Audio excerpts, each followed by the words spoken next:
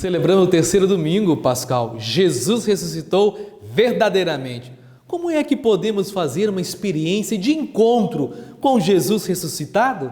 Como é que podemos mostrar ao mundo que Jesus está vivo e continua a oferecer à pessoa a salvação? É fundamentalmente a essas questões que a liturgia do terceiro domingo da Páscoa procura responder. O Evangelho assegura-nos que Jesus está vivo e continua a ser o centro à volta do qual se constrói a comunidade dos discípulos. É precisamente nesse contexto eclesial, no encontro comunitário, no diálogo com os irmãos e irmãs que partilham a mesma fé, na escuta comunitária da palavra de Deus, no amor partilhado, em gestos de fraternidade e de serviço, que os discípulos podem fazer a experiência do encontro com Jesus ressuscitado. Depois desse encontro, os discípulos são convidados a dar testemunho de Jesus diante de outros homens e mulheres. Veja, na primeira leitura dos Atos dos Apóstolos, nos apresenta a pregação de Jesus que continua na voz e na vida dos seus seguidores. A primeira leitura traz uma cena na qual Pedro anuncia a mensagem cristã, depois de ter curado um aleijado que estava à porta do templo. Muitas pessoas olhavam admiradas para Pedro e João por causa do ato realizado. Então Pedro toma a palavra para expor a fé em Jesus. O início da pregação recorda que o Deus dos pais, Abraão, Isaque e Jacó, glorificou a Jesus. O Deus em que o povo diz acreditar agiu na vida de Jesus, de maneira contrária à ação dos líderes que promoveram a sua morte.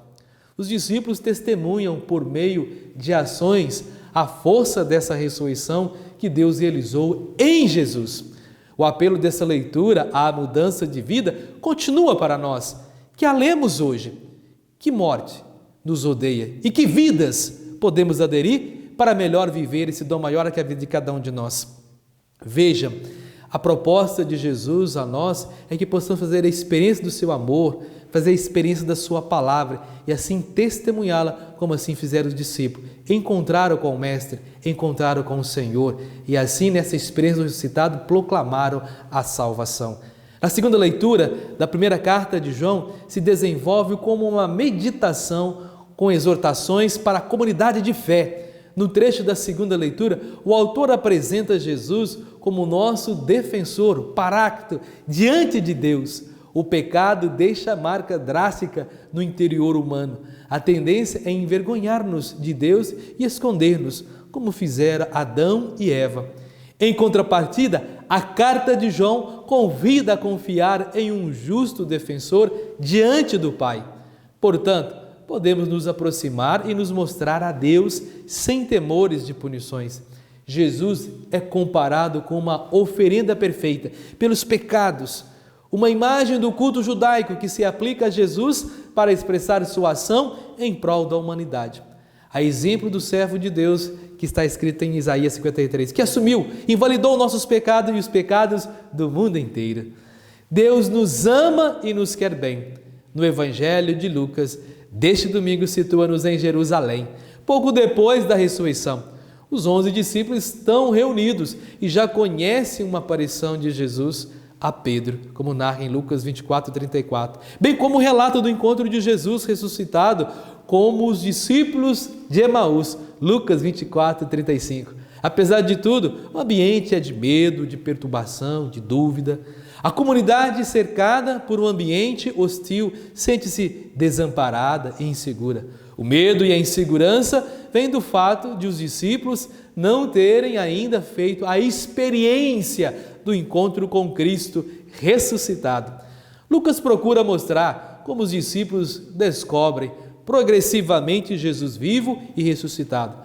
Ao evangelista não interessa tanto fazer uma descrição jornalística e fotográfica das aparições de Jesus aos discípulos. Interessa-lhe, sobretudo, afirmar aos cristãos de todas as épocas e lugares que Cristo continua vivo e presente, acompanhando a sua igreja, que os discípulos reunidos em comunidade podem fazer uma experiência de encontro verdadeiro com Jesus ressuscitado. Para a sua catequese, Lucas vai utilizar diversas imagens que não devem ser tomadas ao pé da letra nem absolutizadas. Elas são apenas um invólucro que apresenta a mensagem. O que devemos procurar neste texto é algo que está para além dos pormenores, por muito reais que eles apareçam. É a catequese da comunidade cristã sobre a sua experiência de encontro com Jesus vivo e ressuscitado. Segundo o relato do Evangelho, os discípulos de Emaús contavam o que lhes tinha acontecido no caminho. Caminhavam tristes e desanimados, mas algo novo se despertou neles ao encontrar-se com Cristo, próximo e cheio de vida. A verdadeira fé sempre nasce do encontro pessoal com Jesus como companheiro de caminhada. Tenhamos uma atenção peculiar nesse Evangelho, que nos exorta através de uma catequese do encontro. Lucas nos diz, como os primeiros discípulos, também nós devemos percorrer o caminho da fé, que no primeiro momento não é tão claro, até chegarmos à clareza e à certeza da ressurreição.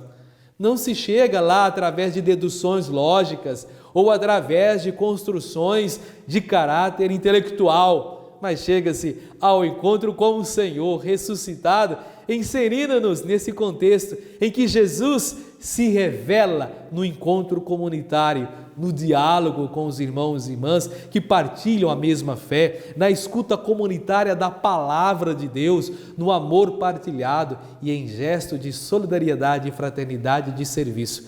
É nesse caminho que vamos encontrando Cristo vivo, atuante, presente na nossa vida e na vida do mundo. Irmãos e irmãs, Cristo continua presente no meio da sua comunidade, em marcha pela história. Quando a comunidade se reúne para escutar a palavra, Ele está presente, explica aos seus discípulos o sentido das Escrituras. Muito de nós, ou todos nós, já sentimos tantas vezes a presença de Cristo a indicar-nos caminhos de vida nova, de conversão e a encher o nosso coração de esperança e alegria quando lemos, meditamos a palavra de Deus. Sim, quantas vezes sentimos o coração cheio de paz, a paz que Jesus ressuscitado oferece aos seus quando escutamos e acolhemos as propostas de Deus, quando procuramos conduzir a nossa vida de acordo com o plano de Deus. Quantas experiências que já fizemos com Cristo, por Cristo e em Cristo, através da palavra, no cuidado com os irmãos e irmãs, no pão da Eucaristia. Quanta paz interior e felicidade já vivenciamos na presença de Jesus, na igreja, nas meditações, em retiros, na vida de oração e em nossos lares, santuário de oração. Pois Ele está vivo no meio de nós. Acredite, experimente essa verdade da palavra em sua vida. Os discípulos lhe falam de suas expectativas e decepções. Jesus os ajuda a aprofundar-se na identidade do Messias crucificado. O coração dos discípulos começa a arder, sente-se necessidade de que aquele desconhecido fique com eles. Ao celebrar a ceia eucarística, seus olhos se abrem e eles o reconhecem. Jesus está com eles, alimentando sua fé.